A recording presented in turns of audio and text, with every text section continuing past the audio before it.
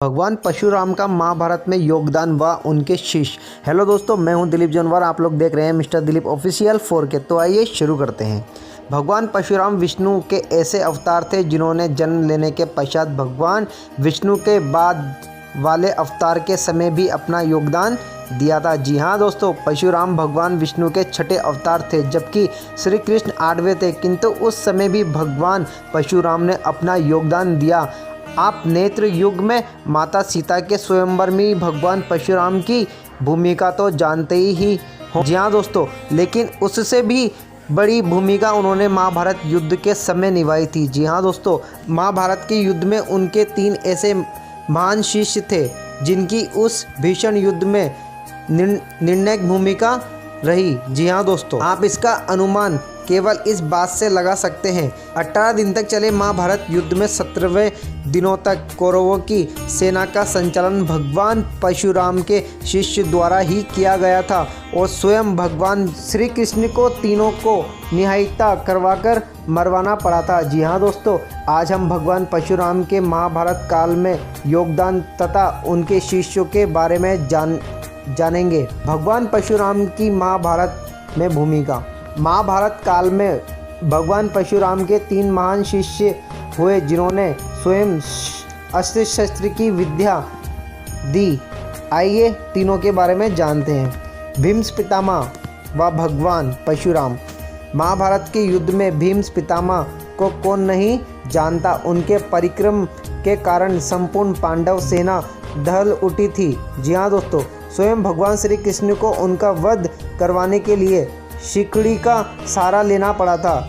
भीष्म इतने ज़्यादा पराक्रमी थे कि उन्होंने भगवान श्री कृष्ण को अपनी प्रतिज्ञा तोड़कर अस्त्र उठाने पर विवश कर दिया था। जी हाँ दोस्तों, क्योंकि परशुराम केवल ब्राह्मणों को ही शिक्षा देते थे, लेकिन भीष्म माँ गंगा के पुत्र थे, इसलिए उन्होंने भीष्म को संपूर्ण विद्या में पारंगत किया। एक बार परशुराम का अपने ही शिष्य भीष्म से भी युद्ध हुआ था, लेकिन इसमें कोई भी परास्त नहीं हो सका था। जी हाँ दोस्तों, यह युद्ध काशी की राजकुमारी अम्बा को न्याय दिलवाने के लिए लड़ा गया था।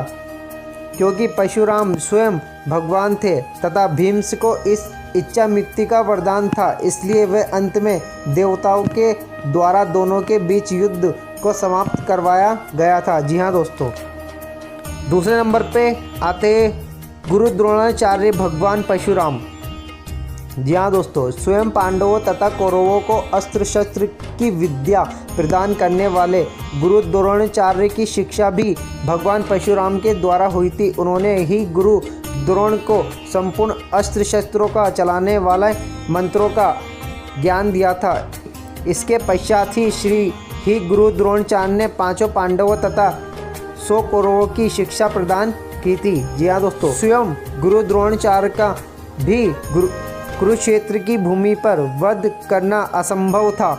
इसके लिए श्री कृष्ण ने छल से उनके पुत्र अश्वत्थामा की मृत्यु का प्रचंड रचा और उसी के पश्चात गुरु द्रोणाचार्य का वध हो सका था। जी हाँ दोस्तों, तीसरे नंबर पे आते हैं कर्ण। जी हाँ दोस्तों, आपने इनका नाम तो कई बार सुना होगा।